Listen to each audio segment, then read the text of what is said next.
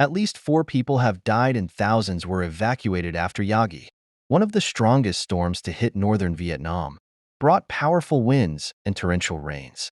Super Typhoon Yagi makes landfall in Vietnam after pounding southern China. Typhoon Yagi made landfall in Vietnam on Saturday, packing powerful winds and torrential rain that killed at least 4 people and injured more than 70 people, according to state-run media, and forced tens of thousands to evacuate.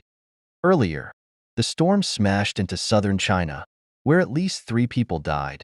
The typhoon, one of the most powerful to strike northern Vietnam, made landfall at 1:30 p.m. in the coastal province of Quang Ninh near the city of Haiphong.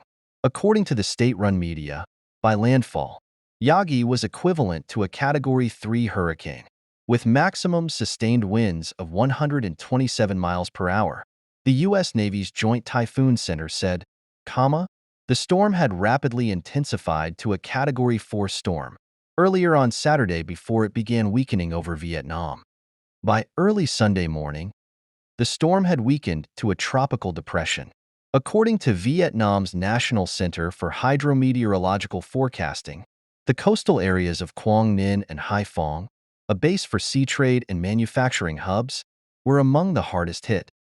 The storm's gales sank boats, broke utility poles, and uprooted trees in coastal towns near Halong Bay, where fishing communities live on hundreds of small islands that are vulnerable to violent waves. Local news media reported, more than 8 million people in the northern provinces were experiencing power failures. According to state-run media, vessels in the Quang Ninh were swept away, some with crew members on board. According to news accounts, one sailor was killed and more than a dozen others were missing. "I've never seen anything like this in my life," said Nguyen Viet On, 32, a resident of Ha Long City, in a phone interview. The wind was so strong it blew everything away. He said he had been sheltering in the lobby of his building because he was frightened by the winds, battering his 27th floor apartment. A guard in his building had been hit in the head by flying debris, he said, and an ambulance called to help had been overturned by the strong winds. "I don't even recognize my town," he said, describing the fallen trees and tin roofs ripped off homes. "It's just like out of a horror movie." In Hanoi, the force of the storm's winds uprooted trees and tore off the roof of a factory.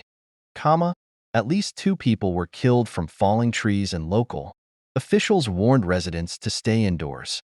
State media reported, state media attributed another death to the storm. The country's Civil Aviation Authority suspended flights that had been scheduled at 4 airports on Saturday, and public transport services in the Hanoi were suspended. News media reported, in coastal areas, waves could still reach as high as 13 feet, and even higher in the Gulf of Vietnam.